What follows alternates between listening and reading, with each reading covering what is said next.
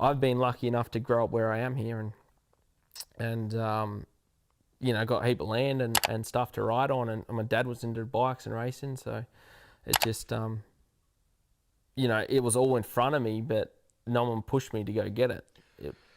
Yeah, well, I do want to touch on that, and so I was trying to dive into your mindset a little bit there, where it's go hard, win. That's it. Yeah. And where I believe that come from is you had a really different upbringing with your approach to racing, whether it was intentional or not by your dad, I'm not too sure. But you basically loved bikes your entire life, but you weren't allowed to race until you were 14. You could ride with people that race. You could go to races and watch, even here on your own property. Yeah.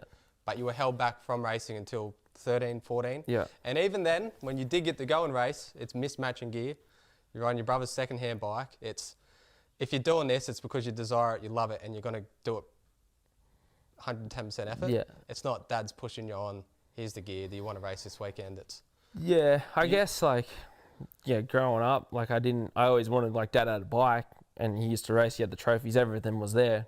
Yeah. You had the tracks, I didn't really understand what we had until I've travelled around and understand what I've got now here. It's insane. But yeah, like growing up, I didn't get my first bike, JR80, until I was 8. Right. So I started riding then. You know, kids are riding at 2, 3, 4 now. It's nuts. So it's... Talk about like the mindset side of that, of being held back, and then when you finally did get it, you didn't have what everyone else had. You were always sort of... Oh, shit, was I? No, I mean like in terms of like, you didn't have brand new bikes.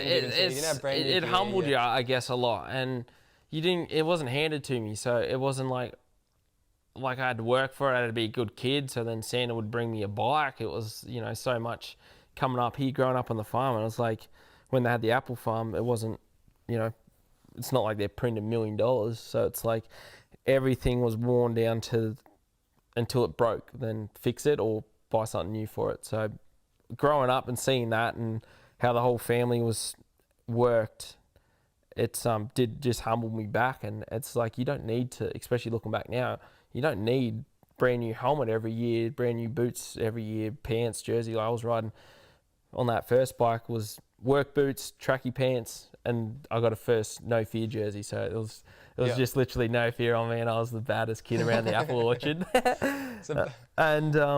Just having that, and I was so hungry to get a bike because you had the trophies there. I wanted to compete. I was already competitive in any sport I did. Hated it. Like I always got picked on at school because I cried from losing basketball grand finals or tournaments, and I was always second or never winning, and I hate it, and I still hate it to this day.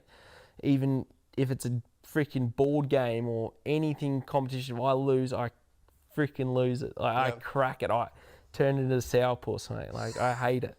Even just anything, and you got to just try and swallow it up. And I think like that's probably why I've been able to do what I can do, because getting beat and going from like team sports and that, where it's on other people as well, where you surround yourself with yourself and it's all on you. Yeah. So that's where I like that individual sport and racing, but you don't need all the bling gear to go fast. You can roll up like on anything, and just if you got that mindset of wanting it hard enough to I don't even know, like every couple of years I had that next goal. So it was just ticking them off and chasing it and wanting it. So just dedication.